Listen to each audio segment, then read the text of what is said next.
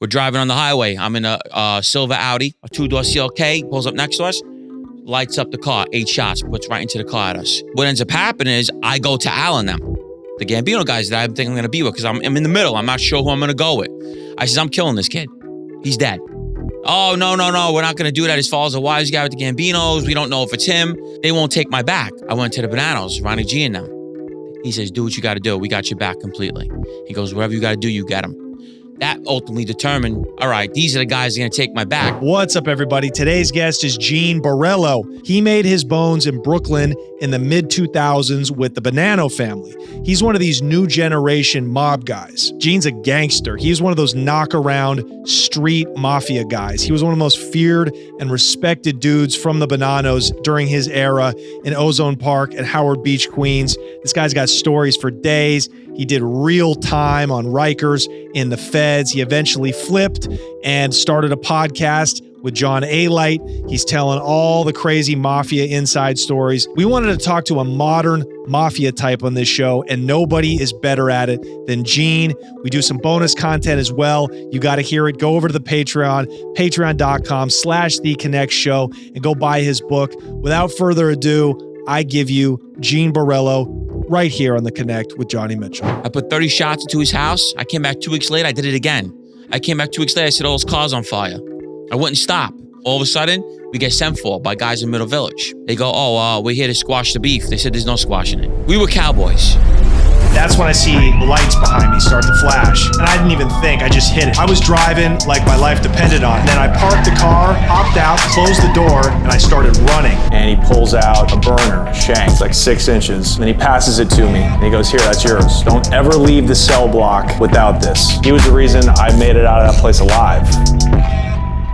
Are your family, do you have Sicilian. darker? Okay, No, so you I'm have Sicilian. Okay, but it seems like you're darker than your cousin. Well, I go tanning. You really are Sicilian, my brother. Yeah, man. Well, thanks for coming on. Yeah. We've never had somebody connected to the Bonnanos. Right. We've had Gambino, we've had Colombo.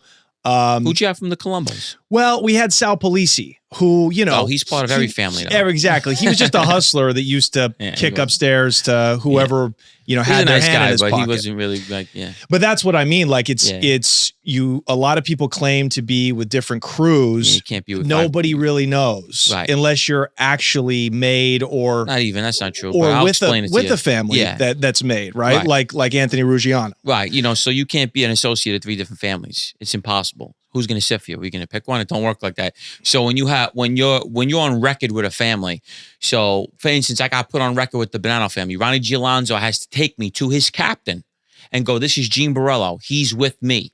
I meet the skipper, shake his hand. Now I'm in their crew. You can't do that with 3 different families or 2 different families. It's not allowed. It's a mafia illegal. So you could just say you're friends with these families, but you're not on record with them. And what does on record actually do for you? Oh, it does a lot. So basically, they're putting you on record because they believe you have a chance in this life. That's first off. And you're working your way up to be a member. You understand? Mm-hmm. So now you're on record with a crew. Now you got to prove yourself to this crew, like I did. Violence, earning money, doing your thing, and then you get proposed. And when you get proposed, your name goes on a list. It goes around. If other families got beefs with you, they'll say, okay, well, listen, clear this up. You owe $20,000 to the Gambinos. We can't straighten you out till you clear it up. Or there's things that go around. Oh, he did this to so-and-so. You got to clear these beefs up first. Otherwise, you get blocked. What is getting blocked? Blocked means you don't get straightened out. Something you worked for 10, 15 years can now get blocked over an issue. Now, in this day and age, is getting straightened out even worth it? No. You know, Michael Franchise says It means nothing. My guys, none of them got straightened out, but they all made millions. Right. Well, he didn't want to straighten nobody out because like he said, he was being how can I say it? A guy that didn't want his guys to prosper. He wanted them to stay under him. I know people like that. Because now if you get made, you're your own man now. Right. You got to report to a skipper. And then eventually, you have your crew now. You know what I'm saying? Yeah. So he wanted to keep them under his thumb. Yeah. You know what I'm saying? So if your cousin is Anthony Ruggiano Jr. of the Gambino family, right. Why did you end up going with the Bonnanos? It seems like you'd be a shoo-in with the Gambinos. Right. Oh, I was. So I was originally supposed to go with Al Truccio's crew. I'll explain who that is. That's Ronnie One-Arm. Ronnie One-Arm was a very dangerous field captain in the Gambino family. And his son Al, Mikey Rock, Frankie Rock, Hootie, the whole crew. I was supposed to be with the Gambino guys, Ozone Park guys. But what happened was I was running around with guns. I was running around wild. Al didn't like that. His father was already away. His father liked that. He wasn't like his dad. He was all this. So I was best friends with Ronnie Gialonzo's nephew, Bobby Gialonzo. Me and him were doing a lot of wild together. They're Bonnano. So what happened was I got into a beef with a guy named Phil Galena. Phil Galena's father was a made guy in the Gambinos, but he got deported from the Pizza Connection. But they're millionaires, multimillionaires. We didn't like the son. He was like a fake tough guy running around the neighborhood. So me and Chris Cagnata, one of the toughest kids in the 5 boroughs, worst kid around. He's dead now. I end up shooting him later on. But me and him were close at the time. And we bump into Phil Galena by ragtime. We start with him. We crack a bottle over his head. Beat him up, crack a bottle over his head. So we think nothing of it. 3 weeks later, we're in a nightclub in Astoria, and we see Phil Galena walk in with 2 guys. We're not thinking anything. We're like, this jerk off. He ain't going to do nothing. So he's standing there. Little do we know, he's IDing us to these 2 guys. Now I'm there with me, Frankie Rock, God bless his soul, my buddy, Joe DeGangi, Berger, Crocker. So Frankie Rock leaves. That was our ride. We hop in a car with Joe DeGangi. So when we leave, we don't realize they follow us out. Now, here's the deal. We find out he put 10,000 on our head to kill me and Chris. Gets crazy. So now we're on the highway. This is August 2005. I never forget things like this. We're driving on the highway. I'm in a silver Audi. So it's Berger sitting here, me sitting here, Crocker, and my friend Billy Dublin. And Chris in the front and Joe. We were packed in because Frankie Rock left the other car. A 2-door CLK, 2-door black Mercedes CLK pulls up next to us, lights up the car, 8 shots, puts right into the car at us. Now I'm looking at the fire. And I go, Berger, we just get shot at? He goes, yeah. My friend's holding his throat. He gets hit through the neck. My friend Danny Crock, my friend Billy Dubbin gets hit in the back. So the Albanians just took the money and did the hit totally wrong. They just shot into a car and says, well, we hit, we're just taking the money. Right. So long story short, I know it's that who did it. Me and Chris, you didn't get at the time, me and Chris are probably the 2 worst kids in the area, along with Bobby G. By the way, what turf? You're in Queens. Howard Beach Ozone Park. And that's where you were born and raised? Yes. Okay. So, I was born in Canarsie, Brooklyn, and moved over there when I was like 9 years old. So, what ends up happening is I go to Al and them, the Gambino guys that I think I'm going to be with, because I'm in the middle. I'm not sure who I'm going to go with. I says, I'm killing this kid. He's dead. Oh, no. We're not going to do that. His father's a wise guy with the Gambinos. We don't know if it's him. I says, I'm killing him. He's dead. Like, there's no negotiating. I'm putting stolen camper vans in front of his house. We're camped out in the car. We're ready to kill this kid. They won't take my back. I says like this, you guys. I went to the Bonnanos, Ronnie G and them. He says, do what you got to do. We got your back completely. He goes, whatever you got to do, you get him. That ultimately determined, all right, these are the guys that are going to take my back. These tried to kill me, my friends, and you're telling me not to retaliate because his father's a wise guy. So he went against the grain. We did beat him up and cracked the bottle. He tried to take our lives. Shot an innocent person to his neck, and another kid, 2 innocent people got shot. Yeah. He's got to die. Yeah, and he's not a made guy anyway. Phil Galena wasn't a made guy. His father was. His father was deported though. Right. So what ends up happening is Ronnie, he took off to Italy. Now he knows we're trying to kill him. He takes off to Italy. So he goes, you know what? He did a gang. I'm not going to say the word. He did a gang member move. Now you do a gang member move. I said, okay. He goes, go spray his house up. I went to the house. I pulled up with a Tech 9. I put 30 bullets into his house with everybody in it. Okay, so this goes against the grain of the Italian mafia because they don't operate like that. They don't. They're pulling up, dumping indiscriminately. That's some gangster shit. We did that because what he did. They want to play dirty. You play dirty now because they did scumbag shit. How you operate when you're going to kill somebody, you wait for them to come out their house. You get that person. You don't shoot into a random car with innocent working people in it. Now you're looking to kill innocent people. So but why does retaliating the same way show them that we can do the same thing? You're not going to just think you're going to shoot innocent people, do nothing, and hide from us now. We can't get you. So now we're going to lure you back from Italy. Now we're going to make you want to come back. I put 30 shots into his house. I came back 2 weeks later. I did it again. I came back 2 weeks later. I set all his cars on fire. I wouldn't stop. Finally, we tried to get his brother. I tried to shoot his brother with a shotgun. Couldn't get him. Running for their lives, getting him. All of a sudden, we get sent for by guys in Middle Village. They go, we're here to squash the beef. They said, there's no squashing it. There's no squashing it. Ronnie G told him, there's no squashing it. Innocent people are shot. You tell him it's on site. We don't want to hear nothing. It was basically just like that. So he moved. They sold their house and left. Wow. They left. They had a little neighborhood. Is that how it resolved itself? No, it never resolved. We ended up, at that time, why Phil got lucky, because we were going to continue to try to kill him. We started beefing with Chris Cagnata, our own guy. He robbed Pudgy, and then we got sent to get him. So we ended up going from him to now determine, all right, you got to get this kid right now. We'll get him later. So this is really moving a long ways from like the core values of the mafia, the mob, the wise guys, right? Which is earning, organization, top down, taking orders and following them. Right. Nobody gets touched unless the boss gives the nod. We were cowboys. Yes, it sounds like it. So after this, did you rein it in a little bit now that you were with the Bonnanos? Yeah. Oh no. Well, they were wild. So Ronnie had me doing wild. So like now he sends me to go shoot Chris. He's like, well, I want this kid dealt with. So now we're on Chris. I end up shooting Chris in broad daylight. Did you kill him? No, I shot him. He hit me with his girlfriend hit me with a car. Wow. Yeah, it was wild. This is like, it was getting crazy. And then he comes back and shoots my house up. Oh my goodness. This is like a war zone we were having. So this is like the mid 2000s? What year 2005, 2006. It was still chaotic. The mob was still crazy. That's why I tell people we were the last hurrah. We were crazy still. Right. Today's episode is sponsored by Rocket Money. Can you guys look me in the face and tell me how many subscriptions you have between all the streaming services and the different apps? How many different subscriptions you're paying for every month? I couldn't until I started using Rocket Money. I started using Rocket Money and literally could see all of the money that I was wasting every month. It was wild. You guys, we're coming into a recession. You need to get your finances in order. You need to be focused on making money and you need to be focused on saving. And that means getting rid of all of these unused subscriptions that you have. Rocket Money is a personal finance app that finds and cancels your unwanted subscriptions, monitors your spending, and also helps lower your bills. I can see all of my subscriptions in one place, and if I see something I don't want, I can cancel it with a tap. I never have to get on a phone with customer service. Thank God for that. Rocket Money has over 5 million users and has helped save an average of $720 per person per year. That's over $500 million in canceled subscriptions. Stop wasting money you don't use. Cancel your unwanted subscriptions by going to rocketmoney.com/connect. Once again, that's rocketmoney.com/CONNECT. rocketmoney.com/connect. Start saving your money and use the savings to invest and ball out of control in 2024. Shout out to Rocket Money. Okay, so what was that like? Now New York, there's cameras going up everywhere. Didn't care. You didn't care? If I was sticking up jewelry stores on the camera. We were wild, bro. That's what I'm trying to say. So what was your big earner? Now that you got with the crew, with the Bonnanos, what was your big earning? Shylocking and legal sports betting and extorting and robbing drug dealers. That was our thing. Okay. All right. So let's start with shylocking. Right. This is loan sharking. Loan sharking, right? Yeah.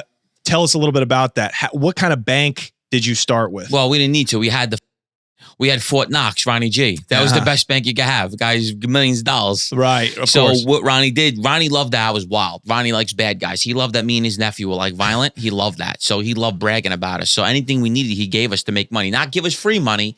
He'd be like, all right, I'm going to give you money at one point. Now you understand that. 1 point means $10. So if you need $10,000, I'm going to charge you $300 a week. I got to turn in $100 a week to him. So we're actually making more money on it than him, but he got millions in the street. Right. You know what I'm saying? So let's say he got 10 guys with 100,000 out. He's getting 10,000 a week just from passive. Yeah, passive every income. week. Now, what kind of people are borrowing in 2006 from a loan sharker? Everybody. Really? I've had regular people die. I had people you would never think would borrow money. Well, what's a good example? Like people, stockbrokers, lawyers, people that just go under. Maybe they lost their job. Listen, I need money for this much. I could afford this every week. I had construction workers. You name it. Degenerate gamblers, drug addicts. Yeah. And what was your height? Did you have success in that? 240,000 I had at one shot. That was the most I had out. Wow. Yeah. Wow. And what kind of security? Do you take collateral at all? No, we don't do collateral. Kind of our collateral is you don't pay us, we're going to hurt you. Did you ever have to do that? Absolutely. Wow. Yeah, absolutely. All the time. Did any of them run to the feds or the cops? You see, I know you. Where you from? What neighborhood? Where you from? What area? Portland, Oregon. All right, not a lot of loan sharking going on. All right, so look, you see, like the average person would say, we go to the cops. Where we're from, they don't want to. They don't want to do that. They want to just be in the Howard Beach Ozone Park and not be known as a rat. So if you go to the cops, your whole family, all your scumbag, your son. So it's like, and how we do shylocking is like if you come to me and borrow money and I don't know you, and the guy that brought you to me, he's vouching for you. So if you run. We're going to see him. So that's the way that you kind of protect yourselves right. from If we people don't know running you. off. Right. If we don't know you. Right. You lend to hopefully Italians or people from the neighborhood, deep Queens and Brooklyn that understand what it is, Absolutely. the culture. We had guys run. don't Yeah. get me wrong, but it's good when someone vouches for you because we just knock at their door. You Right. vouch for this guy 10,000, you'll be seeing us every week. So that was profitable. You ended up winning on that. Oh, on that Shylock racket. is the best business in the world. You can't go wrong, especially when you're a gangster. And do you think that will continue even though technology is absolutely. taking out a lot of the loan mob businesses? sharking will never stop. Yeah. It'll never stop. That's the mafia's bread and butter and illegal sports betting. That'll never stop. Even because they made these websites, remember what we do differently. When you got to bet online, you got to give them cash right there, right? Not with us, you get credit. That's right. That's right. I So can it'll come never up stop. with you. That's a great deal. It'll never stop. Yeah. You got that. It's always better when you got that weak credit. Like, oh, I got a $10,000 limit. Then you gain, I got to put 10,000 up. It's like, wow, I could just win this money without putting nothing up. It's the catch, Now, how did you market yourself? Your loan sharking and your sports betting. Like, how did Well, you? people come to you. They start knowing you're a mob guy now, and they know what the mob does. Right. You know what I'm saying? All right, Gene, I need to borrow money. How much you need? 5,000. Oh, this guy 3,000. And that's it. You start accumulating a list. Yeah, and you're just in the street. You're But driving remember- a nice car. You look like a gangster. But you're responsible for this money. Of course. I'm taking this money out with Ronnie. These guys run. I got to turn in the money every week, no matter what. He don't want to hear it. Like, that's it. You're responsible for what you take. You got to remember that. It's not like, oh, he took off. Don't worry. You're good on that. It don't work like that. You're turning in $3,000 a week. And if everybody leaves, you still got to pay the $3,000 a week. Yeah.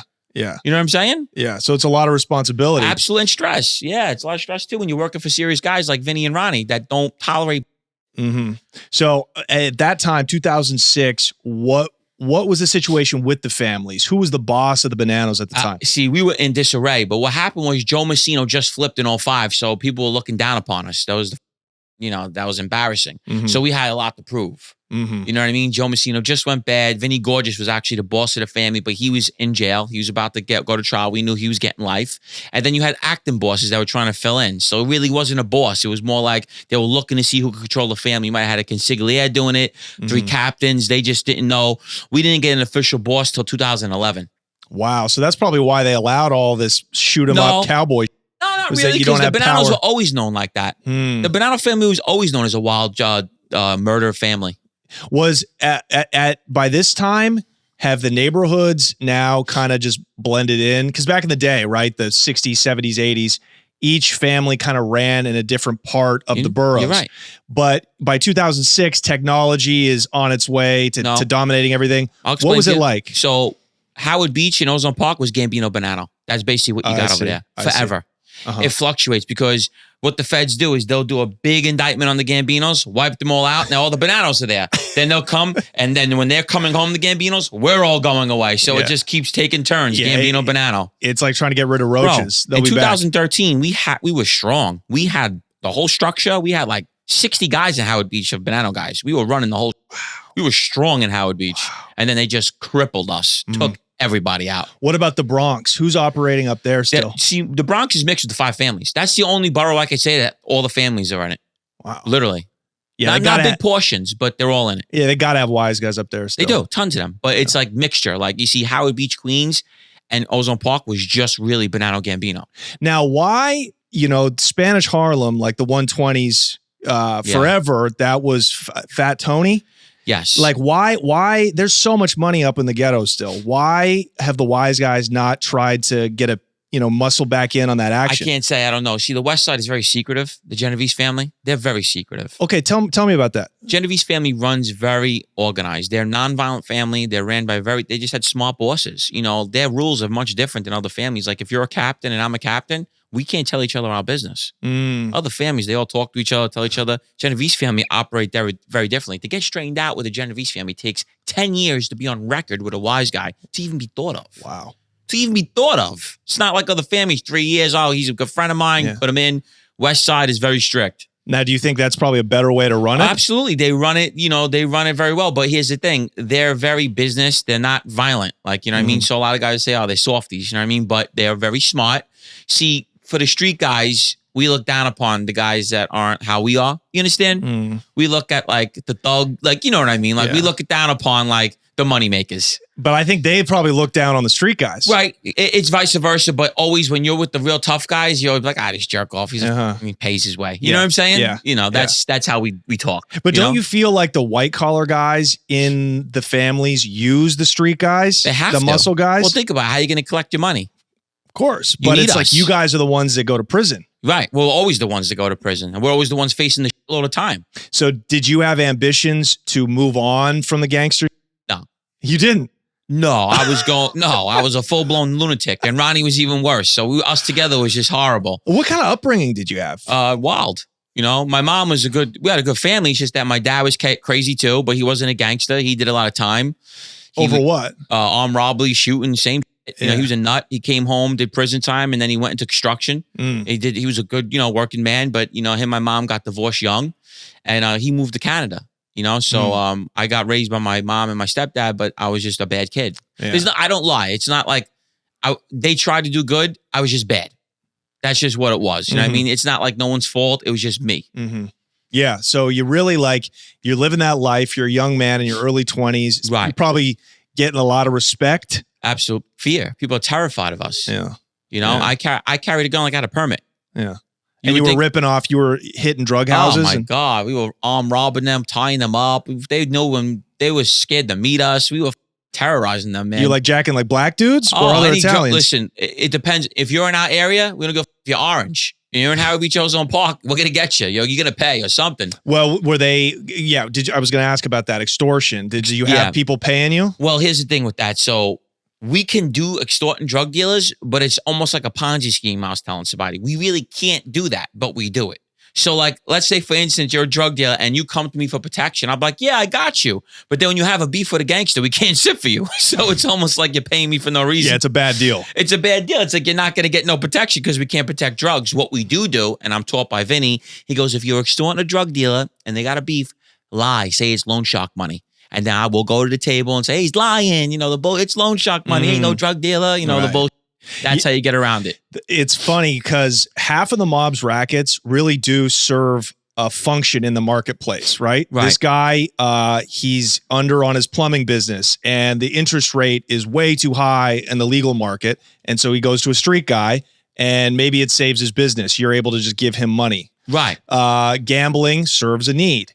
But then other rackets like extortion, that just seems bad. That just doesn't seem like it helps anybody. See, that's like movie stuff. Extortion, what do you define? Like, what do you mean? You think it's like the 60s or 40s where you go into a restaurant and go, you got to pay me. Right. That's not how it goes. What happens is they're in neighborhoods and they ask for protection a lot of time. Maybe things is going wrong in the area. They're getting nervous. People are with them. They want to feel safe. Oh, I'm with this guy.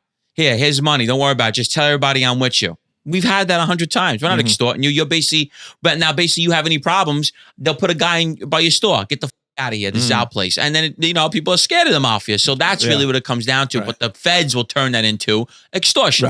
Right. You know what I mean? That's how they break that down. Do you think the residents of Howard Beach and Ozone Park, the middle village, these are deep, obscure. Middle village. All right. I do. I love New York. I'm fascinated by the boroughs. Right. Do you think the civilians, not the connected people, you think they still love you guys? I don't know about now, but I know growing up, they came to us for all the problems. They really didn't call cops. They called us. Wow. Gene, is this kid stealing stuff? I remember one time there was a guy with a center puncher going around breaking into everybody's car and everybody's flipping out. And they've told the gangsters like, they're fucking robbers. Said, don't worry, we're going to get this little mother. Yeah. So we would go on patrol looking for him. We got him, put him in the trunk, stripped him naked, drove around with him, tortured him for a little while. And he says, now the next time you put a center puncher, we're going to kill you. And that's it. He never did it again. And the neighborhood feels happy. Look, they protect us. That's very Sicilian. Like you could trace that back. That's like village justice that I think is really ingrained in Italian culture. Don't get me wrong. There is some people that don't like us. And, they will. Giuliani. Oh, yeah. And his father was a bootlegger. Figure that out. Right. Yeah. Now he's under indictment. Now he's under his own law. RICO. Right. He's being charged with it. Speaking of the old country. Yeah. I feel like there's now, in this day and age, starting to be a lot more crossover, a lot more communication with people with Naples and Palermo and the gangsters in America. Well, do you think that's true? Yes, but I'm going to tell you why. So Italy was flipping out when the bosses started ratting. Which, over there? By New York. Okay. They were ready to come down and take it over. Like, what the is going on? Right. You got bosses what's going on? We're ready to take your shit over. You know what I mean? Like, that's what happened. They're still extremely vicious. Yeah. And they operate a little different because they kind of operate like cartels a little bit. Yeah. We don't Americanize mafia. If I got beef with you, I'm not shooting your kid or your wife. Yeah. They're doing that out there. Right. And they're running openly trafficking drugs as part of their main business now. And people. We don't operate like that. Right. See, the Sicilian Mafia and them, they operate like terrorists a little bit. That's why we really don't with them. But, you know? But now that you guys seem like you need recruits, I could be wrong about this, but it seems like you guys need numbers. And so you're hearing and reading about more people getting recruited to be soldiers from the other side and brought over to New York. They're still wild like Canada. They're still killing each other. But Canada got no RICO law. Right. So, see, that's what helps them. If they had the RICO, they wouldn't be doing that. Right. When you shoot a guy in the leg, get 30 years. You know what I mean? Right. It's a lot different over there in the RICO when you start getting RICO acts. Right. But they're still killing each other out there in Canada. Mm-hmm. That Sicilian fraction out there, Bonnanos have a big fraction out there. Mm-hmm. They're still wild as They're still, very dangerous. Mm-hmm. So now we're moving on in time. You got stripes, you got some money, you got a couple of rackets. Right. When did you take your first pinch? Oh, I've been getting locked up since I'm 15. Okay. Well, when you first went on record with the Bonnanos. Oh, I shooting at a bar over my dad. That was just a pinch that I took. Yeah. And what happened? I got 4 years. Oh, wow. They jumped my dad at a bar. I went there and lit the place up. Yeah, and I got 4 years for that. Wow. Yeah. Where'd you go? I was in Rikers Island, then I went up north to Groveland and Green. I was all over. I did it 3 to 6. How was that? It was wild. Rikers Island was nuts. Yeah. I mean, I was in Rikers Island at 18 from 18 to the end of 19. I did like 18 months for a brick of coke. Oh. Yeah. My grandfather was my co-defendant. Really? Yeah. You guys were pushing products? Yeah. Merchandise together? Yeah. Who's your grandfather? My grandfather was with my Uncle Andy. He was associate in his crew. I like this guy. Frank Guerra. Grandfather. I played golf with my grandfather. You moved chickens. He ended up dying in prison, Wow. Yeah, he was a cool guy, man. He taught me a lot. So he was giving it to you and you were moving it? It was just, he was always teaching me the way because he knew I was getting involved. But what had happened was he was talking to me. He goes, "Oh, my friend Danny Marcha wants a brick of coke." I says, "Well, how much are you getting it for?" Because I get a good price. He goes, "This much." I said, "Well, I'll get it for you for cheaper." So I got it from him. It was a sting operation. Oh, geez. His friend was setting him up. Yeah. So I just got caught up in it, man. My grandpa was writing the judge, like, "Listen, please spare my grandson." I made him, bring him along, and they did. He took the time. Did that turn you off from drug dealing after you got out? I got him. Also, hearing about it, the people like, "What are you doing selling drugs?" The bullshit. And I'm like, I had to talk my way out of it. But, they weren't happy with it, When you went up, were there other Italians that you rolled with? Absolutely. Okay. Yeah, I met a bunch. I met one of my closest friends, Frankie Pasqua. Wow. Okay. Not from Staten Island. We had a ball together, me and him. What? And there's tons of wise guys on Staten Island still. Yeah. Oh, yeah. Who's over there? Who's operating? A lot of Lucchese family. Lucchese, Bonnano. A lot of Lucchese, Bonnano, Gambino over there. That's very nice, suburban. Yeah, it feels like when you get money as a wise guy, you get a piece of land. Oh, Howard Beach. Howard Beach is beautiful. That's true. It's on the water. Howard Beach is $1 million houses. Yeah. If you look at that neighborhood, you would never think there's no shootings and crime over here. Right, you know what I'm saying? There is. Well, what us? Yeah. It's beautiful. Yeah. Because we don't know anything about Italians in West Coast prisons, right? You're either Serrano, Norteño, Black, or one of the white factions. They don't really like us in those prisons. I know a lot of guys that went to Victorville and, they were with the Italians. You know what I mean? Right. It's, well, they don't act crazy in prison usually. That's the difference. Right. At least historically. Well. Did you act crazy in prison? There's some wild ones. You go in the state, you wait with those mob guys. They're putting work in. Oh, interesting. They're stabbing. Did you have to put in work? Absolutely. I did a favor for Al Trucchio. Me and Frankie cut this guy, beat him. This guy, Sal Giolando. He came into Groveland. He was running his mouth about, he thought we were like little jerk-offs, like we weren't really affiliated. So he's throwing names around. He's talking bad about this guy, that guy. And I'm sitting listening. And meanwhile, I'm a real guy. I'm really around people. Frankie's father's a captain. So he thinks like we're just like some pretend. And I'm listening. I'm going, I said, "Frankie, he's talking about all these, my friends. I know these guys. I'm going to call up and check up on this motherfucker." I called, checked up on him. He's no good. I says, "Oh, don't worry. I got that." I says, "Because we don't like him already." We lured him outside. Frankie goes, "I'm cutting him." I says, all right. So I cracked him. Frankie cut his face. We beat him up. And that was it. Yeah. You never had to do whole time? Oh, I did tons of whole time. Yeah. I just came home from the hole. Sam Bankman-Fried, that guy. I was locked up with Sam Bankman. Can you tell us? So you just got out? I just got out in September. I did 80 days in the hole for that. Damn. Yeah, I beat some kid up from some guy was trying to get $1,000 out of him. I beat him up. Oh, trying to extort him. Yeah, well, friendly extort him. Yeah. And then I ended up beating the kid up. Wow. So you just got home? On a parole violation. Oh, how long did you do? 8 months. Oh. Yeah. Yeah, that's wild. You do have like, I just got out of prison energy. Yeah. Well, I always have this energy. What did you want? You know, you obviously had some time to think in there. What did you want to do when you came home? Well, I had so many plans. I just kept getting delayed with all these parole violations. I mean, I had the book basically going to a TV show. I had a bestseller. You know, the podcasting was taking off. You know, I was rocking and rolling. Bro, I'll be honest with you. My Instagram, my DMs, I sell so many autographed copy books off that thing. People love my book. Yeah. You know, Yeah. so Okay, I was doing all right. So when going back to when you first did your stretch in state prison, your 3 to 6, when you came home. That's my second bid. Oh, okay. I did 18 months, 3 to 6, and then I went in again years later. So what were you thinking, like, you know, as you're getting older, you're moving up, getting close to your 30s, like what did you say, I got to switch something up? So what happened was this. The problem was Ronnie went away at the same time. He went away in November of 06. I went away in December of. He got 7 years for shaking down a stockbroking firm, and I went away for that shooting. Yeah. I came home in 2010. Now he's got another 2-3 years to do. So he was so happy when I got out. So I walked basically out on parole to a whole lot of work. Right. What did he leave you? Oh my God. I had loan shark list, deadbeat list. I had to start running. I was running around town. What's a deadbeat list? Like guys that owe money, that ain't paying. I got to find this one, chase that one. I was home. I swear to God. I was home 3 weeks. I'm already going into this guy, Brian Fahey's car wash. Basically, his face turned white as a loose leaf paper. I says, you know why I'm here. He's like, oh, Gene, you don't understand. He tried to hit me with, the feds are watching. I said, bro, don't hit me with that. I said, next time I come back, you have that $75,000, I'm shooting you. And he didn't pay on time. And then I popped him, you know? So you didn't give a... I can go on nothing. Wow. Were you on drugs? No. Adrenaline. ADD, ADHD. Yeah. That's the scariest kind of cat. I hated drugs. I wasn't a drug guy at all. Yeah. Oh, wow.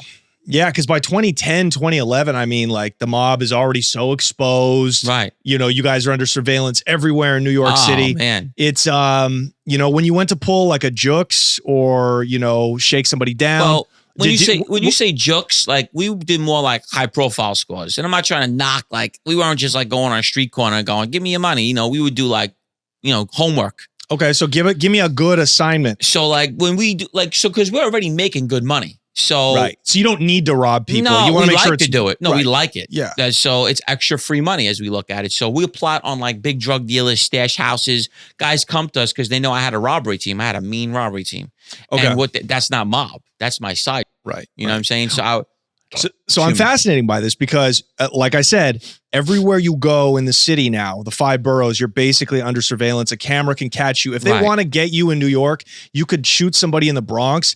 If they wanted to, they could probably follow you from camera to camera to camera all the way to Howard Beach. So what kind of precautions did you take when you were robbing a big think about drug this. stash? I was responsible, and this is not exaggeration. One thing about me, I can't exaggerate because I did profits. I cooperated. So my prosecutors and them would say, oh, they know everything. It's real. Right. I admitted to over 150 scores.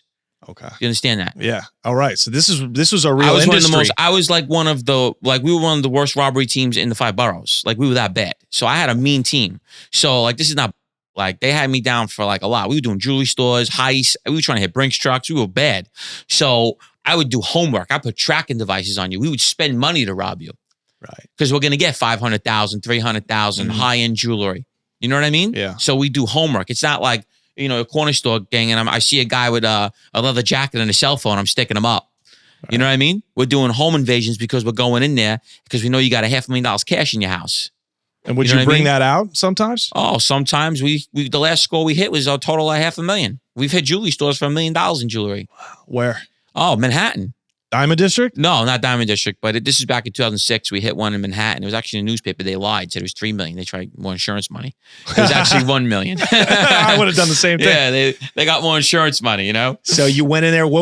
Tell us about your team. So I used gang members because they had all the cojones. You know what I'm saying? Sure. So and plus guys that if I was robbing somebody that, let's say a drug dealer that might know me, I would send somebody else in to, not, identify me. I would do it myself sometimes, but I would also use a lot of gang members as well, Like Bloods and Crips? I had a Latin King, I had a Blood, I had a Crip, I had a few of them, but they were good. I had them for a while. And then we would do our homework and we get tips. A lot of times guys would come to us. Yeah. Their friends be setting them up. I had a guy set up his own uncle. Wow. It gets bad when somebody wants money and they're just jealous of you, whatever, and they come to say, listen, he's got a safe in his house. I seen it. There's 500, there's this, there's that in there. Okay, give us the layout. And then we start stalking you. Doing the homework, watching the neighbors, seeing who walks the dog. Anything can go wrong. It's in a movie. Do you take say you're robbing a jewelry store in Manhattan. Right. Do you take a stolen car?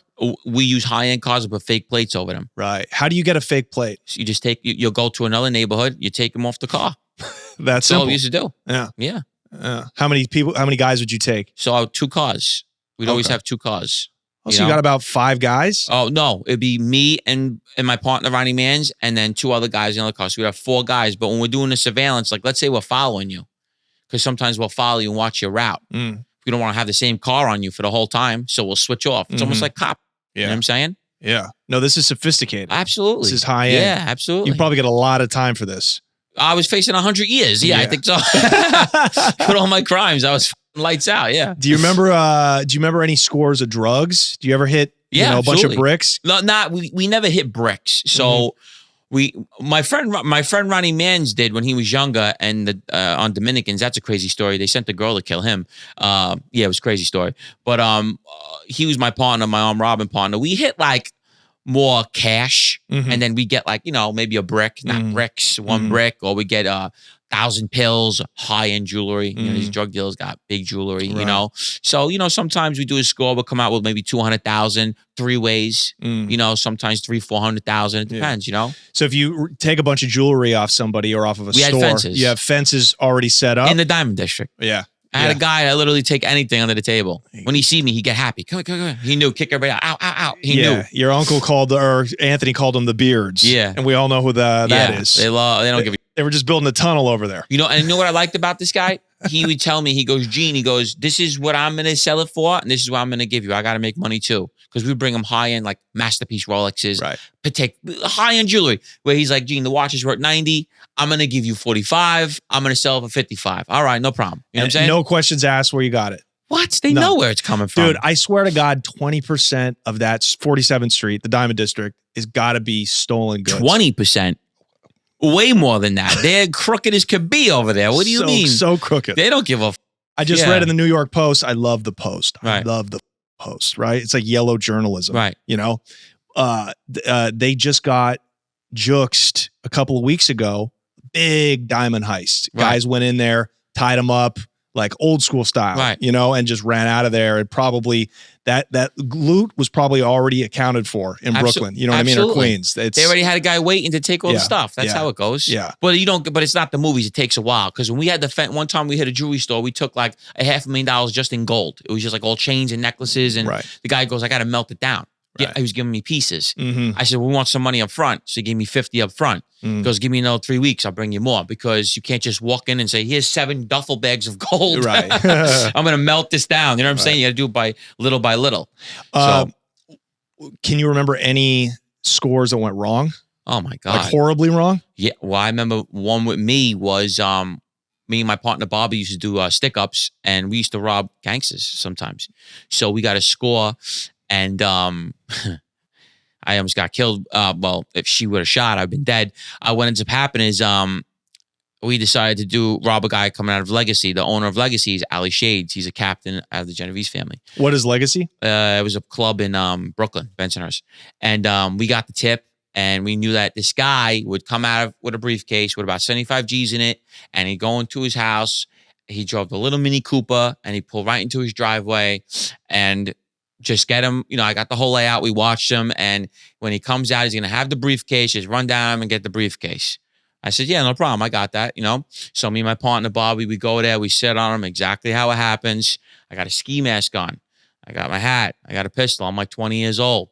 All of a sudden, I do exactly what it is, except what? When I grabbed the briefcase and I ran down on him, he wouldn't give it to me. Not only he wouldn't give it to me, he started honking his horn. That was a code, I guess he had with his wife. She came out with a Suckety Sam shotgun. So that's a code. I guess he had a code like that. I'm in trouble. I had to shoot my way out of that yard. She pointed it right at me. Boom. But she froze up. I fired. Boom, boom. And I got out. If she didn't freeze up, she's blowing me away. And probably getting away with it too. Yeah. No. So I didn't get the money, nothing. It turned out the next morning I tried to rob a skipper from the Genovese family. Wow. cowboy stuff. Yeah. You think back in the 70s and 80s, you probably would have been dead for pulling all this stuff. The only reason why I say I wouldn't have been dead is because of my Uncle Andy. Okay. Who was on Fat Andy? Fat Andy, of course.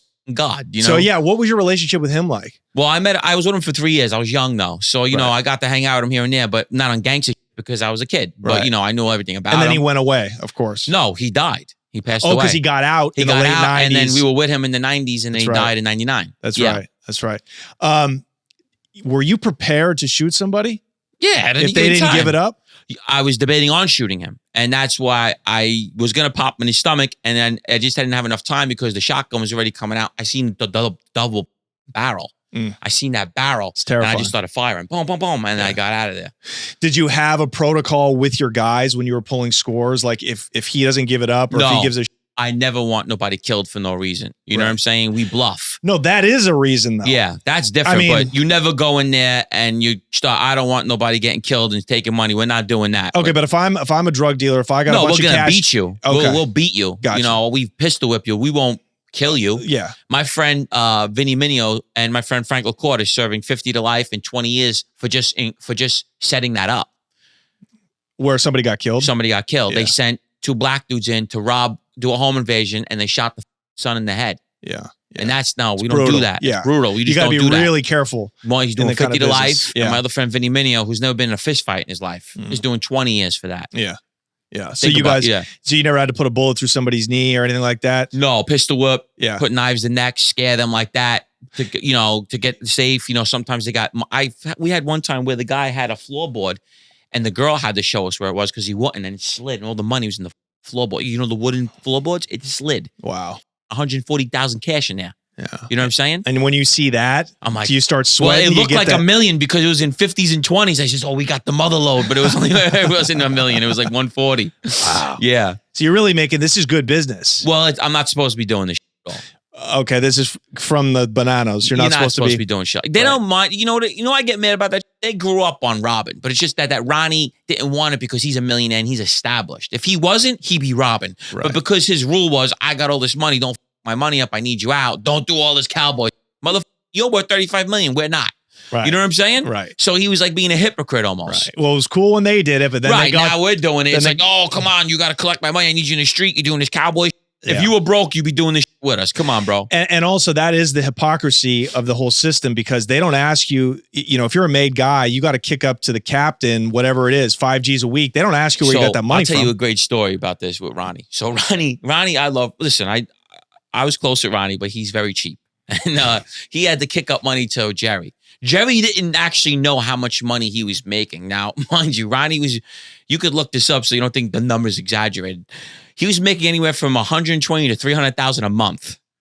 Okay? Just with all his loan sharking and sports. And his books. That's the kind of money. You know how much he was giving his cousin Jerry? $1,000 a month. Wait, listen, he had no clue. When he found out how much money he was making on the visit floor, he flipped the table. They went and told him. Ronnie's crew got mad at him. They was fighting with each other, and he went up there and says, "You know how much money this guy's making?" He goes, "He's giving me $1,000 a month. He's supposed to give him at least $20,000 a month, $30,000 a month out of that, and we're paying it. He's not even paying $1,000. Now is that we're paying $1,000? Is that enough to get a beating? That's enough to get shelved. But here's the thing: that's enough to get killed. Right. But not. They're all related. So let me explain to you about this little Queens Bonnano fraction. Why they all get lucky with each other. Vinny, Jerry, Jackie, captains, consigliers, soldiers. They're all cousins, brothers, and uncles. They're not killing each other. Now, if this is a regular crew, Ronnie goes. A captain finds out that his soldier is making $400,000 a month and give him $1,000. They're going to kill him and take everything. 100%. Carmine the Snake, Columbus, he's dead. Any real boss, gone, dead. But because they're all related to each other, they kind of like break rules and get away with it. Yeah. You know what I mean? So why rob when you got a sports book and a Shylock business that's making you 6 figures a month? Yeah, but you understand, we live in a party life and we want more. And, guys are coming to us and they're like, listen, this guy we're not passing up on that. Me and my partner, Ronnie Mans, we hear a guy got $200,000. Oh, we're going to get that. You know what I mean? It's just the way we were, So how do you plan on being made someday? Oh, that was proposed. I was waiting. Vinny Asaro wanted me straightened out. He wanted me in Vinny. Ronnie kept saying, listen, I don't want him on my list. I need him in the street because if I get straightened out, I go on his list. He's on federal parole. Right. So now I can't be near him. I'm with the guy 24/7. He loves me. He wants me with him 24/7. He don't even talk to nobody. Everybody got to go through me. Yeah. He don't speak to no one. Yeah. So that was the problem. And also, I I was wild, you know, and it was a wiretap kind of where he said, you know, if we give this kid power, you know. Did anybody sit down with you, a boss or a consig, and sit down and say, hey, we like you, but you need to cool out? Well, I was getting word. You see, this is because they sent me to beat up a guy, right? I went in the guy's house. I beat him up from his mother, right, with a billy club. His uncle was a captain in the Genovese family, Conrad. And Bonnie, the boss of the family, called me a walking time bomb, which is bad. The guy's very known, respected guy. And yeah, I get the bad name for it. But I was sent to do that.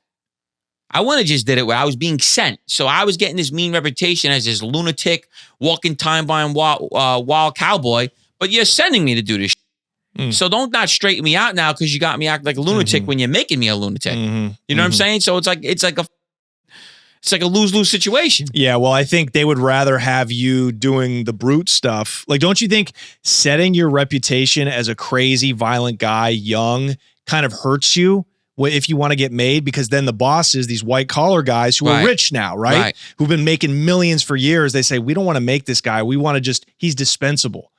We want to use him as the muscle. Well, here's the thing. Yes and no, because my crew really loved me and they knew I deserved it. Honestly, they loved me. They used to brag about me in other neighborhoods. Like everyone knew like, oh, this is the next guy. Like I was really like that.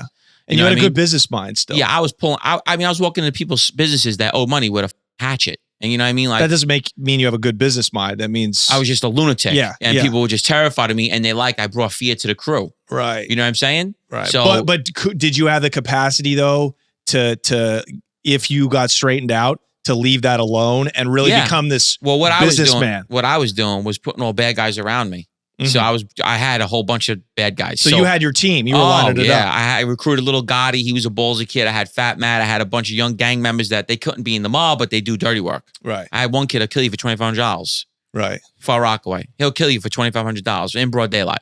Yeah, Far Rockaway is a rough neighborhood. I had some rough guys. So, you know, and then I had another guy, Vinny. He ended up killing himself. He was good, but he killed himself. Can I ask you this? So, you know, traditionally, the Italian wise guys in New York don't do business. I mean, they might do business, but they're not going to have a black guy or a Puerto Rican or Dominican in their crew. But now you can't. But now the generations, you know, everything's evolved and woke. You had it on the low. Okay, cool. So did you have on record? You can never be like, oh, this guy's with me and he's a blood. No, but you'll have them where it's like, he's my guy, you know, I need you to take care of something for me, and they'll do it, you know, and you take care of them, you know what I mean? Right. We've done that. I've done that, you know what I mean? But it's still Sicilian, like if to be made, you still got to be full-blooded Italian. Yeah, but they don't check the 4 last names no more. You see, they used to check it. They only check your last name now. It used to be where you had to have 4 Italian last names. You know, because I have 4 Italian last names. What is your full name? So my last name, I have Borrello, D'Amico, Guerrera, and Bongiovanni. Those are 4 last names. That's 3 too many. Yeah. so many last names. No, I'm saying that's how they check your bloodline. Right. You know what I'm saying? Right. So, did you have wise guys in your blood from the old country? No, I wouldn't know. Yeah. You know, I wouldn't know. Yeah. You know? Okay, so things are moving on. What happened? Why were you not, why did it not pan out? What do you mean, the life? Yeah. I went to jail. On what pinch? State organized crime pinch. My cousin was wearing a wire on me. Wow. And he got caught. He got caught selling drugs to an undercover, pulling drugs out of his baby's backpack, 4 ounces or more, like 21 times. And he's on federal probation. What year is this? 2013, I think he got caught up, or the end of 12. And they wanted me and my guys. Okay, so you were already on the radar. Feds start at the bottom. That's how they operate. Right. They work their way up to the top. They go for the crumbs, and then they got me, and then I gave them the big fish. That's how it works. So you were about in the middle. You had worked your way up to like a good earner. I was the guy. I was the guy. I worked directly for Vinny and Ronnie. You know what I mean? That's it. Right. Okay. And by this time, there's a boss of the family now. Yeah, Tommy DeFury. Right. And Vin's running the family with him. Got it. And is he free or is he locked up running the family? He was free. Okay. He was the first street boss since Joe Messino. Wow. Mikey DeNose appointed him because Mikey DeNose was the family boss, but he appointed a street boss from jail because he was serving 20 for a murder. So he appointed Tommy DeFury and said, this is our first street boss since Joe. So Tommy DeFury was the street boss. So everything's going good. Tell me about the money really quick, and then I want to get into how your cousin set you up. Right. You know, we're led to believe on television, you know, The Sopranos is where I get my knowledge. A guy, an associate like you, a guy who's on record. Right. They don't know about the robberies, but you're making money from your Shylock, your sports book, your deadbeat list. Right. You give it, who are you paying? And then are you paying a captain? And then does he kick up to the boss? Like, how does the money make its way to the boss? So I'll explain that. So a wise guy got a crew. So a wise guy will have usually like 7, 8 associates with him that give the wise guy money. And then the wise guy gives the captain the money. And then he's supposed to give some of his, but our wise guy was not giving it. We were just paying it. Oh, so you were to his cousin Jerry, because his cousin was his captain. And then Ronnie became a captain because Jerry was gone, so Ronnie became skipper.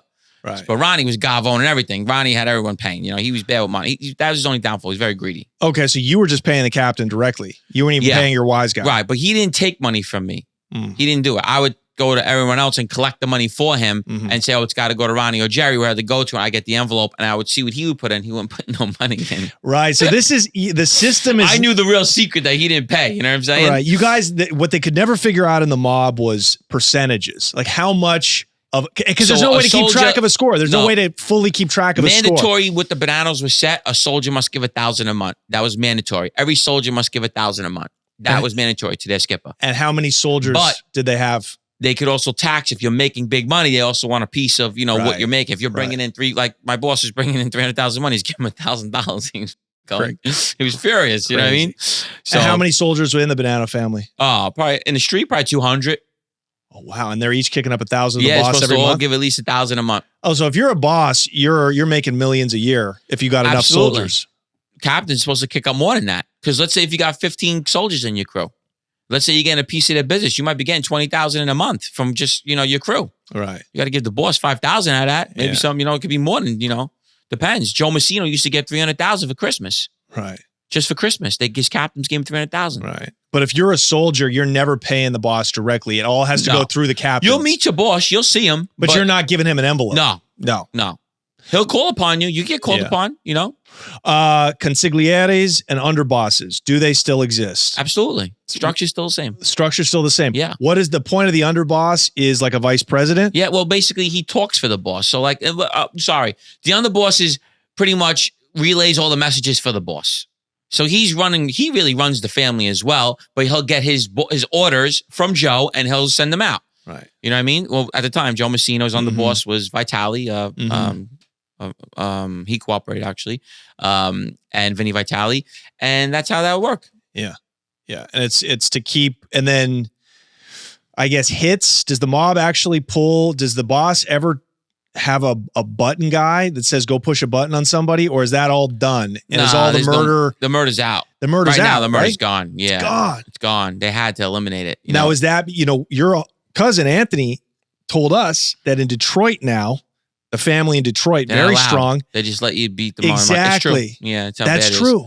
It's because these RICO charges are so bad. It's so insane. It's so insane with the time they give you with the Mafia. They're so strict with it that they'll give you 10 years for construction fraud. You know what I mean? Because they're so strict with organized crime, because they ruled the country at one time. Right. They got to keep their foot on the neck. Right. So in Detroit, for people that didn't hear last episode, now if you're loaning money to somebody and he don't pay, or if they'll allow you just to say, don't worry about it. Exactly. They'll just forgive the debt. I should go live in Detroit. I'll stop borrowing money. Exactly. Well, it's kind of like the United States. We're heavily in debt and we don't pay it. We just keep printing money. Right. So it's 2013. Your cousin gets knocked for drugs, cocaine. Yeah.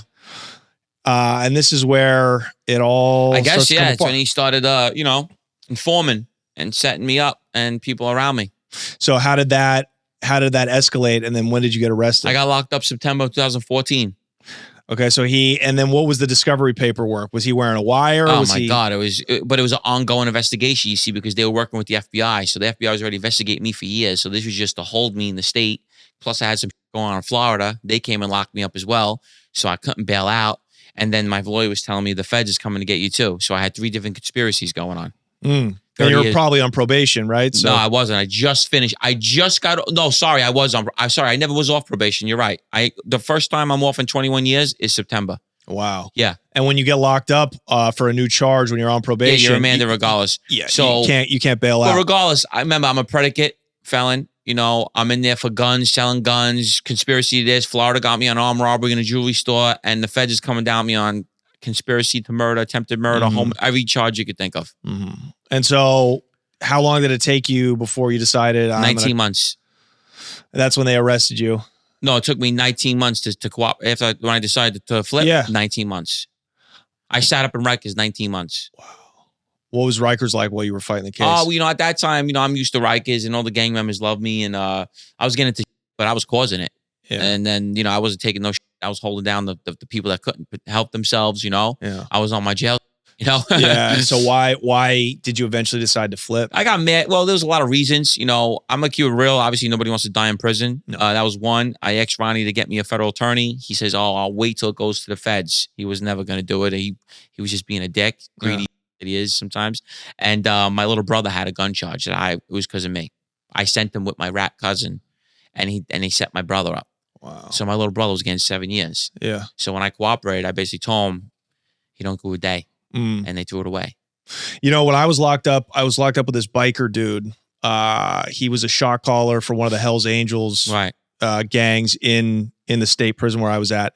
And he said what the Angels do is that they have a fund. So they're like union dues that they pay into. They have that. But whenever somebody gets locked up, they all chip in to bail out. Absolutely. They have because they know if they treat you right, if you're a worker and you've got a bunch of info on them, if we can help you get out of jail immediately, get you a lawyer, the less likely you are to flip. Well, think about it. And you got, and at the end of the day, look who's cooperating in the mafia. Guys that you never think.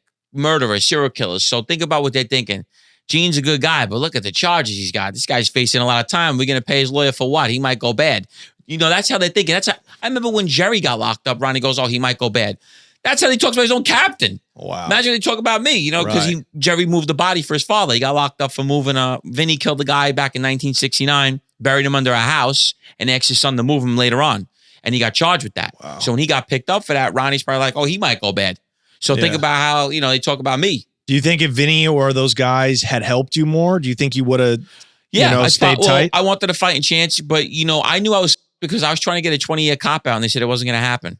Wow. So you were trying to say, I'll do 20, I'll sign. I was legitimately, and my mother and everyone could verify this when I was calling home, "I'll take 20 right now." They're like, "You're not getting 20. You're looking at 20 just in the feds. What about Florida and the state? You're looking at like 37 years total." You know what I'm saying? And if you blow trial on RICOs and that, you can get 50, 100 years. You know so they didn't come to you, the DA and the U.S. attorney didn't come to you right away with an offer? I made it clear I'm not copping out to 30 years or 35. You got to give that to me. Yeah. I made that clear on the phone purposely because they're listening. I'll never take 35, 40 years. You have to give that to me. It means I'm going to trial. Like, I'm not taking that. 20 years I'll take. I'll be upset about it, but I know I come home at like 45 years old. Yeah. I'm happy with that because I was only 30 when they got me. So you know if you had blown trial, you would have certainly been locked up forever, right? Forever. When you blow trial on RICO racketeering cases, your guidelines are life. Yeah. They can give you anything they want. Mm-hmm. You know but you said you were going to take it to trial. Right. But it's like trying to like. I see what you're saying. You know what I mean? It's like, a negotiation. Like trying to like G it's them a bluff. up. Yeah. You bluff all the way till you go. Like, all right, he's going to trial. Give him this 27 or 25, you know, better than 40 or 30, you know. Right. So, You scared? Yes, absolutely. Because, you know, and I lost everything, you know what I'm saying? So it sucked, you know? Who took your businesses over? Who knows? Mm-hmm. You know? Who knows? You didn't have anybody in the street that... Yeah, but everybody gets nervous when you got cases like that. I was on fire. The feds had me like as public enemy number one. Everybody was scared to take calls. They don't know, not that I'm ratting, but just like they're listening to everything on me. Yeah. You know? Yeah. What happened to the rest of your crew? Like your stick-up crew, the guys you had? They were all... You know, I wouldn't call them. I wasn't contacting anyone like that. Oh, but they didn't swoop them up. They didn't have anything on them. No, they didn't get them. They got them later. No, they were investigating them as well. They were tied up in the thing. They were waiting for it to go federal, and they were going to bring us all over. They were holding me in the state because they wanted me off the street. Yeah. I was on wiretap, and I says, "Oh, we're going to tear Florida to pieces," because Florida was wide open. What were you doing in Florida? Hitting jewelry stores. Uh-huh. I told him I was on a wiretap talking on a burner phone to my cousin saying, "Oh my God, there's one cop for 30 blocks. We're going to rip the state to pieces." Wow. How did they get a wire? Oh, because your cousin was cooperating. Yeah. Right. So, you know, they didn't like that. Did you end up flipping on your crew? Not obviously the higher ups. Yes. But what about your stick up crew? The guys you had well, working they were all for over wiretaps, everything. So it was like when you do proffers with them, there's nothing you could lie about. And if you do, they'll bring it up to you and say, you know, we know you're trying to like look out for somebody. What would you talk about? We have wiretap information that you did crime with this guy. Yeah. And I'm like, oh, I forgot. You know what I'm saying? Because when you do proffers, you got to tell them everything. Well, here's the thing. There was 5 guys wearing a wire. 5. I was the last guy to cooperate on this case, but they needed me the most because I was right-hand man to Ronnie, and I was the last guy to do crimes for Vinny. Vinny just beat the biggest case in the country. The Lufthansa Heist Upset was the biggest upset in the country. Oh, wait. He beat it. Vinny was the guy, the old man. That's my boss. Oh, I see. Yeah, Okay, so when he gotcha. beat that case not guilty, he says, I'm done. They know I work for this guy. They're going to terrorize me. I'm the last guy to do crime for this guy. That's unbelievable. I remember when he got locked up for that He had 5 years ago, and I was like, oh, he's done. Listen He to looked me. like a sad old man. You could Google this. He beat the case. How did he beat the case? Wait, listen to this. You could Google this. It had the most media attention of a mob case of all time. It beat out the commission case. It beat out all the Gotti trials. That's how much media was on this guy. Are you serious? It was world news. People in Japan knew he was found not guilty. Wow. How did he beat that case? So how he beat it is called when you walk in the store, you buy $1 Mega Millions ticket. That's the chances, the odds that he had of beating the case. And you hit for $800 million or $1 billion. Yeah. That's the odds of him being found not guilty. He was on wiretap telling the guy where the body is, and they found the corpse. Yeah. Think about that. That's crazy. They don't understand how. It's just the jury just didn't want to convict him. You know, I think it's one of those O.J. Simpson things where they were so sick of police brutality and the racism that was going on in LA in the 90s that the jury just said, suck a dick. That's possible. I think people are getting so sick of the overreach of the federal government that the jury, the working class jury was like, you know what? Yeah, but he got away with it since the 70s. Let the old man be, for 12 guys to find him not guilty with all, you have to hear the evidence. If you heard the wiretaps, you'd be mortified. I killed him. I strangled him with a dog chain. Wait, he goes, I strangled him. I buried him under the house. He goes, he's talking about killing this one, Maurice Wiggs from Goodfellas. That was buried. He was Maury. He killed Maury. He killed Maury. With Jimmy Burke. Oh, this is the guy that killed Maury? Yes. So he has him on poor Maury. He got him on the fencing property. So they knew Maury was buried on his fencing property. Remember, he did the Goodfella heist with them. He got $800,000 out of it, Vinny. So this is all on wiretap. His cousin had a wire on getting all the information. Remember, Gasper was a part of the Lufthansa. He was a driver. So all this is on wiretap. He was found not guilty on everything. But I think now in a federal trial, though, well, in any trial, just one person has to find you not guilty. No. No, there doesn't have to be a unanimous. Can we look that up, Ryan? No. I don't think 12 people have to find you. Oh, yes, you do. No. To be found guilty, all 12 have to find. No, it would just be a mistrial. If one person don't agree with the other ones, it's just a mistrial. You got to do it again. John Jr. had 6 mistrials. It's a hung jury. John Jr. had 6 of them. It's a hung jury. Okay. Yeah. So you're telling me 12 people jurors found him not in guilty. Vinny's Lufthansa heist case found him not guilty? That's the sick part. No one knows how. That is crazy. That is crazy. You have to, it'll be a mistrial. So then in the OJ case, is that the same thing? Same thing. If one, let's say if you have 12 jurors and 1 is saying not guilty, it's a mistrial. It's a mistrial, but they got to do it over again. But then they'll see if they're going to do it because they'll see what was the favor. If they see that it was even, or if they see that it was more not guilty than guilty, they won't try you again. Or they'll try to see that it was more guilty than not, they're going to try you again. Or they might offer you like a better plea deal. Right, exactly. Right. OJ wasn't federal, though. The state could be a little different. Wow, that is bananas. Yeah. That really is shocking. Yeah. 12, is it possible all 12 people could be paid off? No, nobody was paid off. No way. No, he would just look like, you gotta see how they dressed him in there. He looked like Mr. Rogers, like the good grandpa. Right. I was crying laughing looking at the article. I said, they got Vinny dressed with an Uncle Rogers sweater. I'm like dying. Like he's the innocent grandpa. It was great. So he walked out of My cousin testified on that trial, Anthony Ruggiano, and he was so mad because he was so close with them. And they said Vinny was in the chat. He was going crazy on Anthony. Wow. Yeah, you. Wow. Yeah. And he walked out of there. So what has become of him now? He's dead. He just died. He just died. A free man? Yeah. He just died. Wow. He just died like That's 2 months incredible. ago. At 90 years old, he just died. I got to say, like, good for that guy. Yeah, right? he was like a gangster. I always talk good about him. I mean, what a G. He was a gangster. But you ended up flipping on her, or at least giving information up on her. I did a bunch of stuff for him, but they only charged him with one thing. They said they didn't want to make it a big RICO case with him again. So they charged him with the arsons. I did assaults for him, things for him. He wanted me to kill a janitor, move things. I can't even get into how psychotic he was. So Vinny wasn't a good guy. No. There's like 15 murders. What do you mean a good guy? He was killed people all over the country. I mean, all over the land, you know? Yeah. But he never ended up, even the information that you gave the government on him, they didn't get him on anything. They did. 9 years. 9 years. Oh, okay. But he got let go because of COVID. I He did got like 4 years. I Yeah. got you. Mhm. Man, I mean, the guy was still running in his 80s. He was 80s. still committing crime. He ordered he wanted me to kill a janitor. He was like 79 years old at the time. He was actually staking the guy out and was showing me where to get him.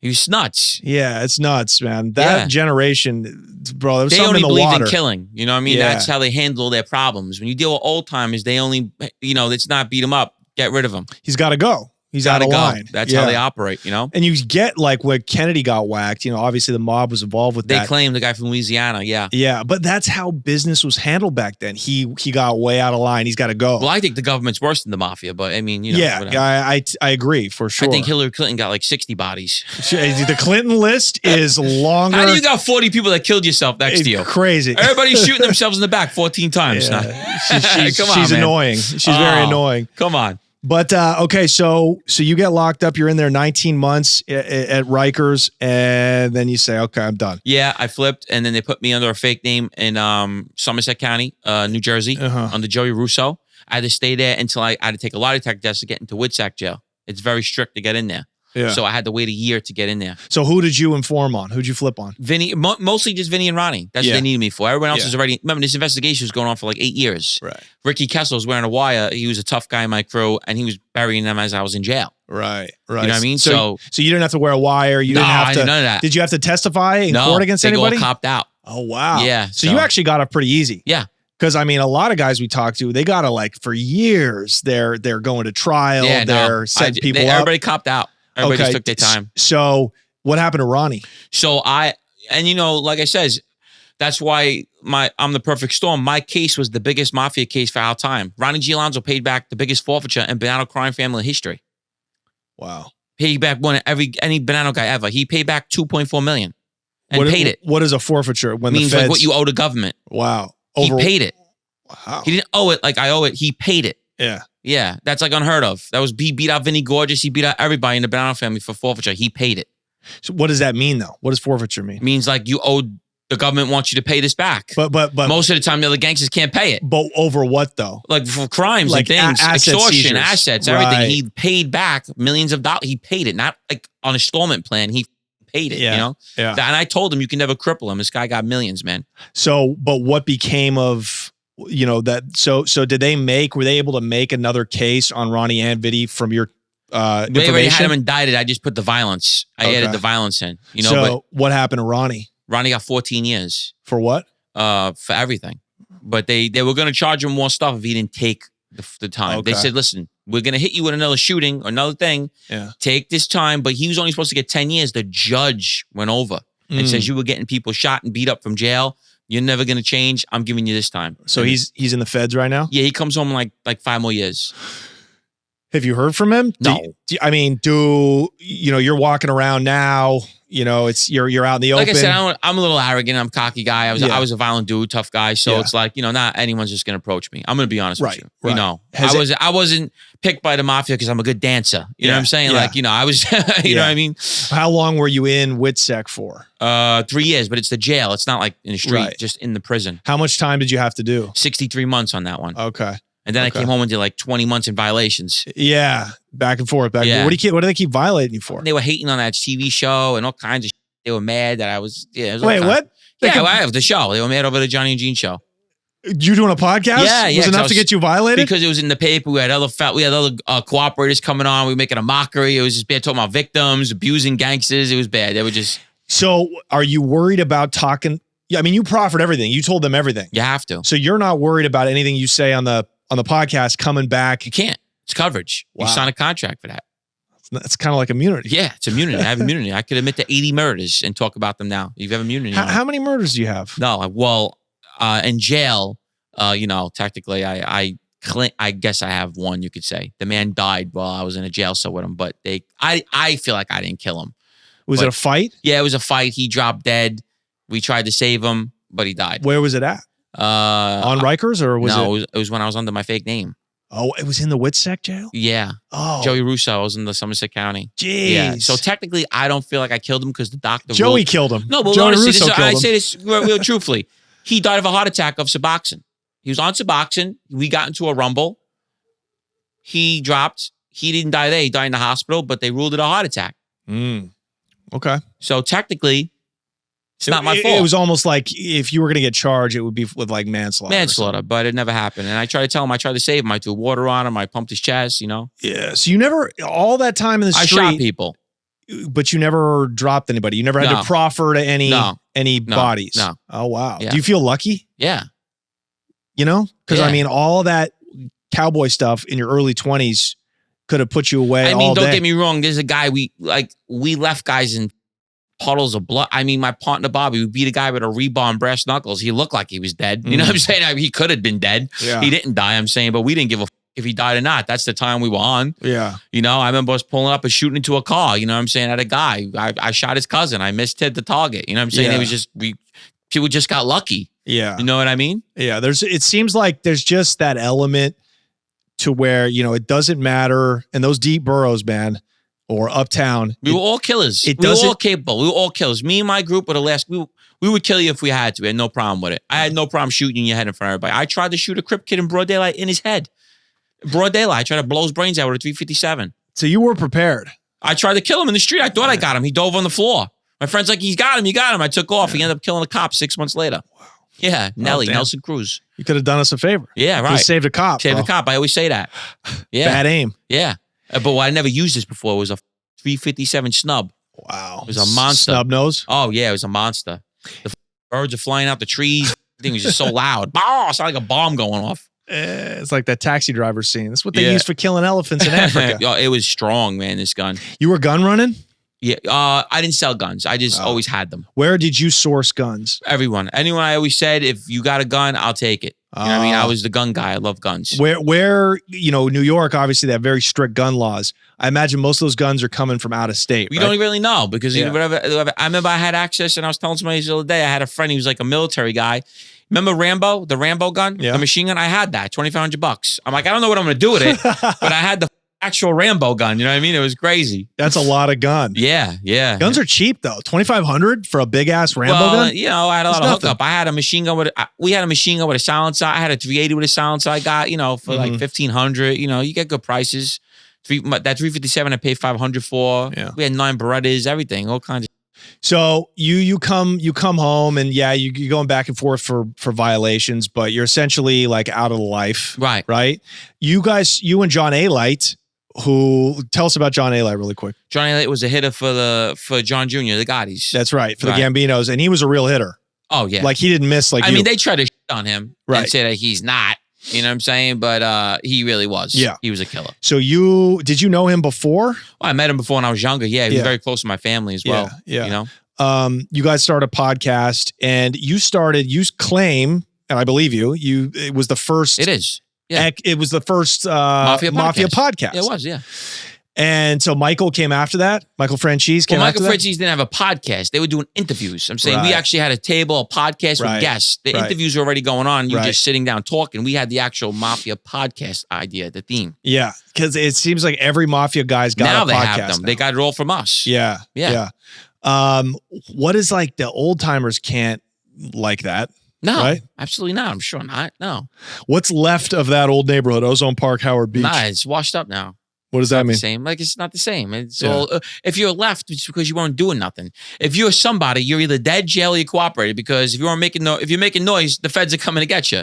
You know what I'm saying? Yeah. So whatever's left right now is the guys that were nothings. They were hangarounds. Right. You know what I mean? Are there but there's got to be bosses. Yeah, he's the guy that was doing John Gotti's laundry and he straightened them out. You know what I'm saying? He wasn't a tough guy or a gangster. He was just there to be there. What but they're still straightening people out. Absolutely, I'm sure. Yeah. Yeah. That'll never stop. Yeah, because at least like there's a couple of business like loan sharking and gambling, bread and butter. Right. Yeah. Right. We call it peanut butter and jelly. It's the best mix. You know, everybody does it. Yeah. Do you have regrets from that life? Do you wish you would have like made more money? Do you wish you would have toned it down a little bit? I mean, the regret I have, not saving the money I was making. Yeah, obviously, you know, because if I made 40, I spent 80. You know what I mean? Yeah. Like, we were just bad. What were you spending? Your money? God. I went out from Monday to Sunday. You know, social club, 2 cars, you know, everything. Just living like a nut. Girls. You know what I mean? Yeah, clothes. I remember going to the mall. I used to like Burberry. And the guy goes, bro, I got nothing left for you, bro. Because you got every style. I'm like, all right, let me know when you got some new. Right? Yeah. You know what I mean? Yeah, this is like 2011, 12. That was like my big years of money. You know what I mean? 2011, 12. I was making a lot of money. Yeah, yeah. Did you buy any property? Nothing. I was a rent apartment. I remember, I talked about this the other day. 2011, my friend came to me and goes, yo, you walk around with these thousands. Give me $5,000. There's a thing called Bitcoin. I'm like, I was like, what is that? You talking Chinese to me? What the fuck is that? I don't want that. Oh my God, look. Right. What does $5,000 get me right now? I don't even know. And what do you go up to 67,000 a share? Bro, what am that's I, like, what am I worth? $100 million? It's crazy. It's sick. Crazy. I was walking around with play money at 10,000, 20,000. I could just say, here, take it. Yeah, go invest it for me. Right now, I'd be like a king. So you had no legitimate investments? Nothing. That's all I believed in was the street. Yeah. Yeah. I was a street kid to the fullest. You know? I feel like the guys that are still left that are making real money, I feel like a huge chunk of that has got to be legit. Like the ones that really last. Absolutely. Like, yeah. Genovese family are into all garbage trick businesses, restaurants, everything, you name it, they're into it. Absolutely. Unions, that. Absolutely. 100%. It seems like the Genovese, and I'm glad, that's a real nugget that I had no idea about. It seems like they really lasted. Like the Genovese. The Rolls Royce of the Mafia. Okay. That's what they're called. The Rolls Royce of the Mafia. Because they're the higher. Not even the higher. They operate very smart. I always say this in all my interviews. They're the smartest crew, the smartest family. They have no rats. You know, on the why? Because they don't do no violence. Right. What creates rats? Yeah. All right, you do loan sharking and sports betting. You face it 10 years. Who the is ratting over that? Right. Bonnanos, murders, shootings, moving bodies. 30 years, 50 years. You don't know who's going to cooperate. Home invasions, armed robberies, RICO, all these crazy charges where you're facing a load of time where they're getting pinched for construction fraud. Yeah. You know, where the guy's going to face 86 months. If you cooperate over that, you're a jerk off. You never belonged in the street. Right. You know what I'm saying? You can't take 5 years, 8 years. Right. I can do it on my head, closet spinning. Yeah. You know what I'm saying? A sports book. That's not even a Fed charge. That's like the state. Yeah. A RICO sports book, 60 months. Yeah. Who gives a Right. When we're getting locked up, oh, here, take this 40 years. You know what I'm saying? It's a different ball game, you know? Who's the boss of the Genovese? Barney. And he's still around? Oh, yeah. Wow. Yeah. And you said you call them the West Side. The West Side. Because they're all Manhattan guys. They're based out of Manhattan. Interesting. So they call them the West Side. Like Uptown? Yeah, see, like back in the day, you couldn't say their names. You would go, this guy. Or Joe Messina was the ear. You know, Vinny the Chin was the chin. You know, that's how they had their code names. Because you get caught saying the name of wiretap and you walk in that plank. Right. You know? Right. You walk in the fucking plank. Automatic death sentence. You know, Joe Messina found out you said his name. The ear wants to talk to you. If you said Joe wants to see you, anything with Joe, you're dead. Yeah. That was it. Yeah. You had the guys above you that put you on record, explain the rules to you. Broke it down. I had Vinny to explain it to me. Come on, the guy's a living legend of Mafia. He could have wrote the rule book. Right. Guy goes back to the 50s. Yeah. He was running in the 50s. You know, he got straightened out by Carmine Galante. Right. Lilo. Right. Come on. You know what I'm saying? These guys go back. What can he teach you? It's crazy. You know what I'm saying? Even though he didn't follow any of the rules, but I'm saying, you know, he would teach them to you. And Vinny, I want to put his picture up because it seems like he really, now that he's dead, all the dinosaurs that remember the way the business was ran. He was in top 5 Bonnano. They had a thing like a survey, and he made like top 5 Bonnano guys all the time. Yeah. Yeah, because he was that guy. He was like the powerfulest captain in the 70s. Yeah. He used to tell people, they used to ask him to sit downs. He goes, I don't go to sit downs. That's how he was, a psycho. You know what I'm saying? He's a nut. They cracked a bottle over his daughter's head. He had the girl shot 5 times in a bar. That's how crazy he was. You know what I'm saying? You know, he didn't play. And this guy was giving you orders. Loved me. You were part of a piece of history. He loved me. I thought he hated me because he always screamed at me. So Ronnie broke it down. He goes, the more he yells at you, the more he likes you. He says, well, then he loves me. Because this guy's throwing things at me. Everything I did was wrong, but he really liked me. And I remember meeting a wise guy from Middle Village, and he goes, because I had to sit down over my rat cousin Frankie who had set me up. He wasn't paying rent somewhere, but the building was owned by Bonnano guys. So they knew he was my cousin. So they reached out. And the guy was a wise guy. And Vinny goes, don't worry, you go see him. I says, I'm not straightened out. He goes, don't worry, go talk to him. I said, okay. I go talk to him. And when I shook his hand, he goes, oh, nice to meet you. Vinny talks so highly about you. I said, who, you got the right guy? He's like, yeah. He goes, yeah, Vinny loved. And that's how I knew he really used to boost and brag about me to the neighborhoods, you know? So there's 2 New Yorks, you know? Like you have Manhattan that's full of like white guys that almost sound like me. You know, if you're raised on the Upper West Side, you know, and your parents are lawyers, like you could barely tell that they're from New York. Absolutely. But then you guys, got the Brooklyn, New Yorkers, Queens. you guys are, and you got the accent still. You're the last people that have a New York accent. Yeah, this thing will die with me. And that's right. And you live in this insular world across the East River. It's our own world. Yeah. It's really, I tell people that all the time. We lived in our own world. And the Mafia, you got to understand why people are so obsessed with it. Bloods is like 100,000 of them. 200,000 gang members in a, you don't even know who's who. With the Mafia, everybody knows each other. If you're in the Bonnano family, it's very easily, if you came to me and says, oh yeah, I'm a Bonnano guy. I'm a real, oh you are? What's your name? What crew you with? I'll find out in 3.2 seconds if you're lying to me. With Bloods, your gangs, you'll never know. Right. They can say, oh, this guy brought me home. That one. With us, we'll find you out in a second. The crew is like very small, very tight knit. You're with the Queen's Fraction? Okay, that means there's 2 captains. You can only be under 2 guys. Right. What crew you in? It's very simple. Right. You can't hide. You can't lie. Yeah. We're going to find out in 2 minutes. Yeah. You know what I mean? Yeah. So it's different with us. And that's why people are very obsessed with the Mafia, because there's a very small group of us. Mm-hmm. I'm the only modern day guy out that talks. There's no one else that could talk about the 90s, 2000s. Right. That was really running around like I was. Right. You know what I mean? So that's why, I'm taking advantage of it. What about the Greeks and the Albanians in New York? Oh, are they stronger? Are the Albanians the strongest? Albanians, oh my God. We'd have to do another whole hour segment on them. I mean, yeah, they're ruthless, bro. Did you ever do business with them? Yeah, they're crazy, man. I love them. At first, we didn't like them. We always fought with them. You go to a football game, you fight with them. All of a sudden, there's like 600 of them with chains and bats coming at you, with Right. chainsaws, and they're just crazy, bro. Crazy. Yeah, they were wild, But are they now, like, would you say they're the strongest? I don't know. New York is like really ran by the gangs now. I'm going to be honest with you. Really? It's bad. The Bronx is like Iraq. I mean, it's so bad right now. You can't even go over there. It's gangland, man. Yeah. They're bad. You got 16-year-old kids shooting you with choppers now in the Bronx. Yeah. It's so bad, the gangs Right. right now. So, I mean, the Albanians are wild, I guess, the Greeks and that, but the gangs is really like the But problem. I mean, like the money makers, though, of the people in the neighborhoods. I mean, yeah, the Italians still make money. Yeah. They're just nonviolent. That's all. They're still the money makers. So there actually might be a renaissance. When I say the Mafia is dead, it's because, I mean, as far as like, I was an action guy. We were the action guys. So to us, it's dead. Right. When in 2005 and 6 and our day, we were in 207 Park. It was like a nightclub. There was 100 of us. Trouble, fights, things. That's all gone. Right. Now they're just making money. We say it's dead. It's just guys making money and just hanging out at a social club, sipping tea and talking about the old days. We were packing pistols, running around, living the crazy life. So to us, it's dead. Right. You know what I mean? But it actually might be a better time now to be a wise guy because everything's I would kill calmed it down right now. With my reputation, forget it. I'd be the guy. I'd be a millionaire right now. Everybody want to be around me. Yeah. With a reputation like I had and I made it through this, forget it. Yeah. I'd be the man. Yeah. You know what I mean? Yeah. And if the politics change, I mean, I think it's a very low chance that this will happen, but if, a politician like Vivek Ramaswamy, the Indian guy, if he got into office, I love him. He would try to get what he wants to do? He wants to cut he wants to cut the FBI by like 75%. Yo, I love this guy. That might be a good time to become a wise guy He again. says anything. He don't give a shit.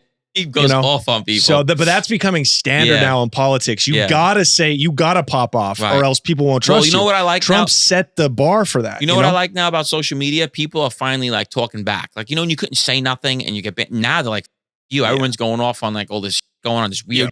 They're like, we don't give a fuck. Yeah. We're coming back. Like, we're saying what we want now. Yeah. You're not going to just silence us and do what you want. Yeah. Now, that's what I like now about the social media. It's Same. changing now. Yeah. Because 2 years ago, you said the wrong thing. Your Instagram's getting taken down.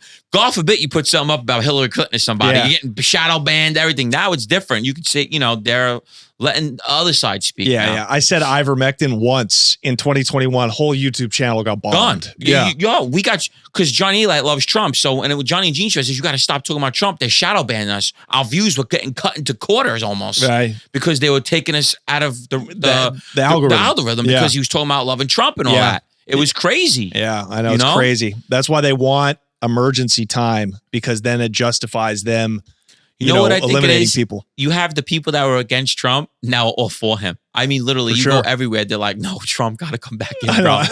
It's crazy. Like all the ghettos. You go to the ghettos, they're like, what? Where the f is Trump, Black man? people love Trump. People love him Black now. people love the Trump. game changed, bro. It's crazy. And it's crazy how much you see he really cared about the country. It's like nuts. The mob. It's like, we need the boss back. He's the best. Sammy Gravano just got posted. Trump just posted him.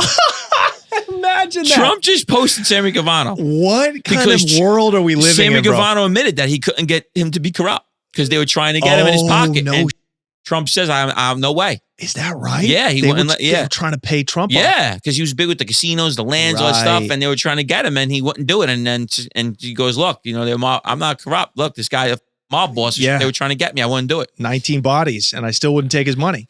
Wow. Right. Wow. That's pretty wild, man. Yeah. Well, look, man, plug what you got to plug, dude. Yeah, we had a great talk. My Instagram is Gene Borrello.